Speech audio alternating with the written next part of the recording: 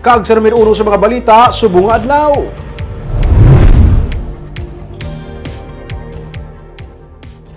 Nagdangat na sa 18 ang napatay sa Sipalay City bangod sa bagyo nga Odette matapos may ma-recover nga bangkay sang kahapon. Samtang tigayo na nahatagan sang supply sang kuryente ang Sipalay sumugod kagabi. Yaring report. Ang ini nga interview kuha sa Digicast Negros sa Disyembre 19, 2 ka adlaw matapos nang halit ang bagyo nga Odette sa Negros. Ginapangita sang sini nga magtiyo ang 72 anyos nga si Lilita Amaro sang barangay Kabadyangan. Inadlaw na sila nga nagatabid-tabid sa rescuers para makita si Lilita pero napaslawan sila. Istorya ni Ruel de Masigan, 7 sa ilang pamilya ang ginanod sang baha.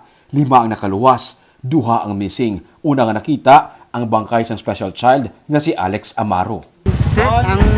Ang 5 nakasangit, ang 2 sa lubi, ang 3 nasangit sa Jimelina, Kipeltri. Bon, sana. Ay, sana ning missing subo.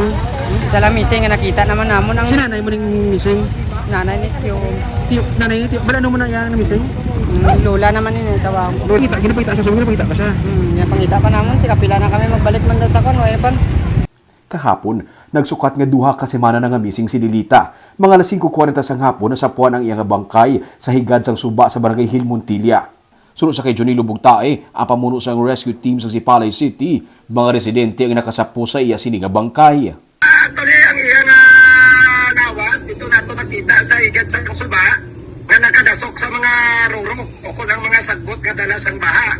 Sa sitio Bangkante, barangay Hill, Montilla. Sa karon, 18 na tanan ang napatay sa Sipalay City kag 5 ang missing matapos ang bagyo nga Odette. Padayon ang relief operation sa Sipalay City. Sa kagabi, tigayon na nga natagaan sa supply sa kuryente sa Negros Occidental Electric Cooperative ang merkado kag pila ka mga talatapan sa Sipalay City kag padayon ang pagtrabaho sa Monoseco para madugangan pagid ang mga area nga matagaan sa supply sa kuryente. Sa mga litrato nga kuha ni Gabi Cantero, makita nga may kasanag na sa pila ka bahin sang syudad.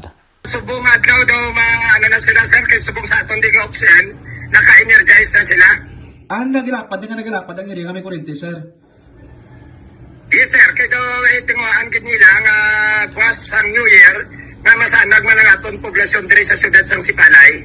Subong, ginatinguan naman sa Noseco nga matagaan pagid sang power supply ang kantuni kag hinubaan. Ang ibang nga bahin sa Southern Negros ang hindi pa fully energized pero padayon man ang trabaho sa Noseco nga ginatabangan na sa iban pagid nga mga electric cooperatives gikan sa Panay.